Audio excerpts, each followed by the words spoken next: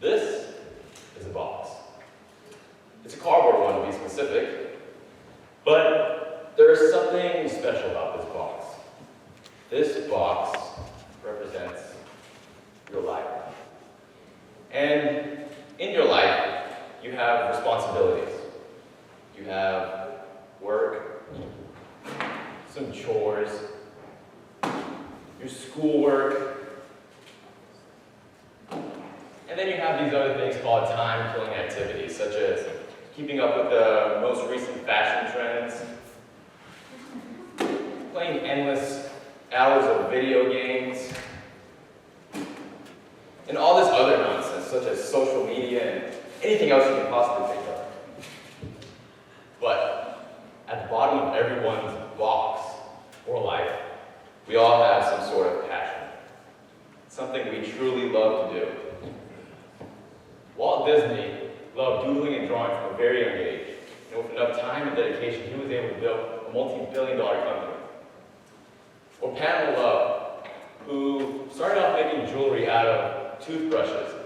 She now owns a multi-million-dollar company and has her jewelry featured on top magazines such as Vogue and Elle. Doing what you love will aid you 100% mentally, and if you're at the right place at the right time, it can possibly help you financially. A minimalist finds time and space to do what they love to do. And I've made an easy 5-step guide to becoming a professional minimalist. So let's get started. Your first step is your goal. What you feel like you want to spend more time on.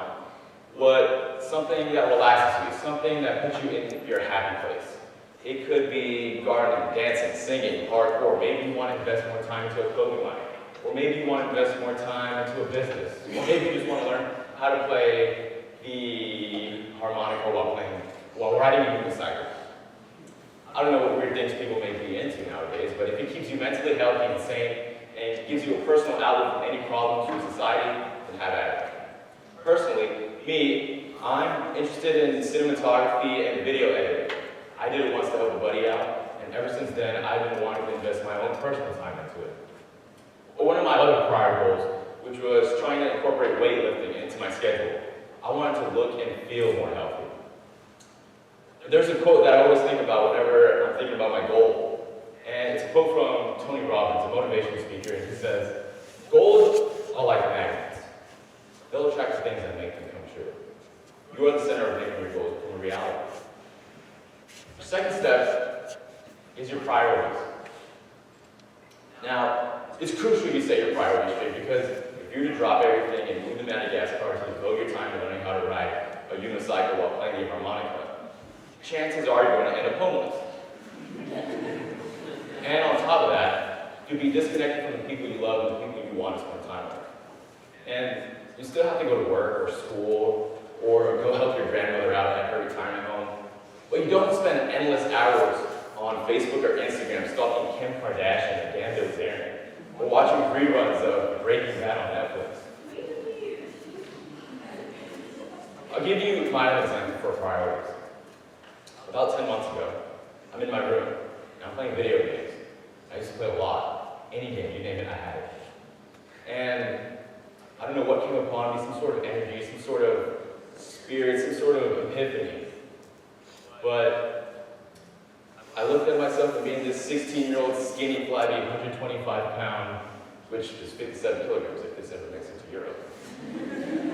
I said to myself, man, I need a girlfriend. And I figured maybe the only way to get a girlfriend would be if I had one of those male celebrity Hollywood buddies, right? It would make everything much more easier. Later I found out it's not about how you look, it's more about how you talk to women, but I got left with these guns, so who really cares? But I went on a one-man mission to try to change my physique. And in doing so, I started to realize what I actually wanted to spend time on, and what I truly had to spend time on, if I want to start incorporating weightlifting in my schedule. And soon enough, I had no more time to play video games or spend endless hours on social media. It was no longer one of my priorities. Time. 85% of a person's day is spent not doing what they have a particular niche strength in, or what they have an interest in. It's important to have time, because if you don't have time, how can you possibly do what you love? Malcolm Gladwell wrote a best-selling book called The Outlier. And in the book, he stated, opportunities that are practiced early and often allow for respectively great talent. And he also talked about a very intriguing rule called the 10,000-hour rule. And the rule stated, you have to have practiced, you have to apprentice, for 10,000 hours before you finally get good at something. So, how much better and faster can you get at a particular art if you practice 4 to 5 hours a day opposed to 1? How much happier would you be if you did more of the things that excite you, or less of the things that drain you? There's 2 ways to make time. Through step 2, which is prioritizing, and through sacrifice.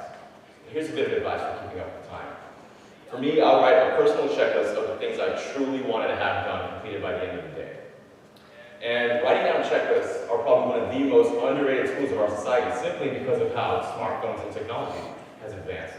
But you'd be surprised at how much information you could retain if you physically wrote down your daily tasks.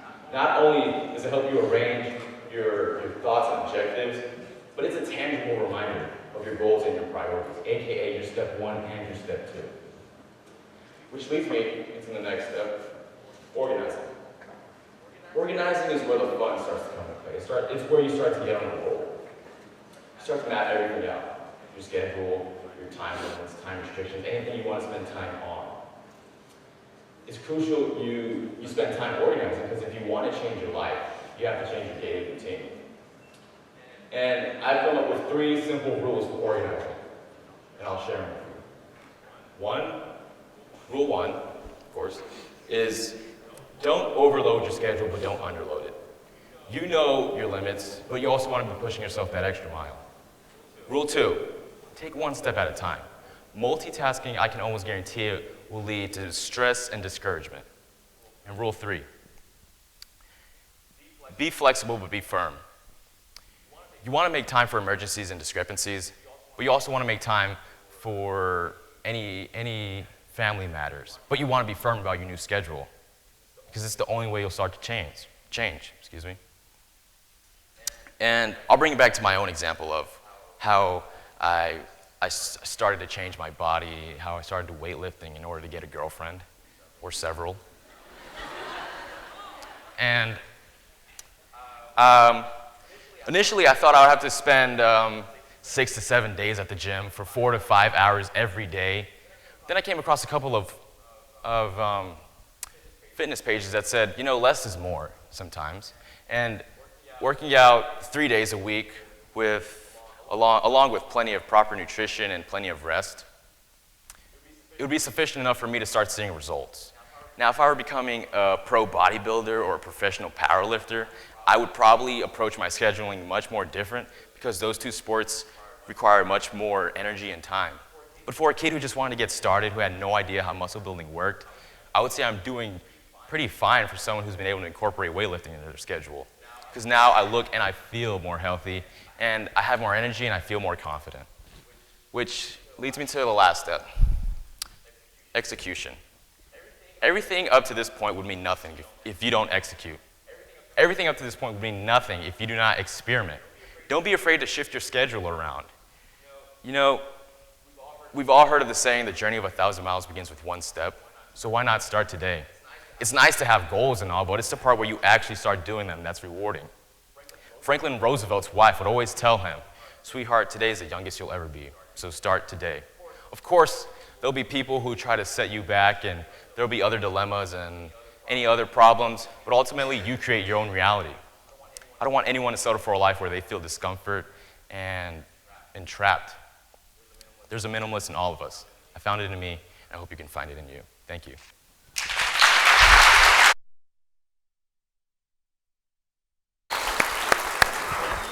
Listen to this.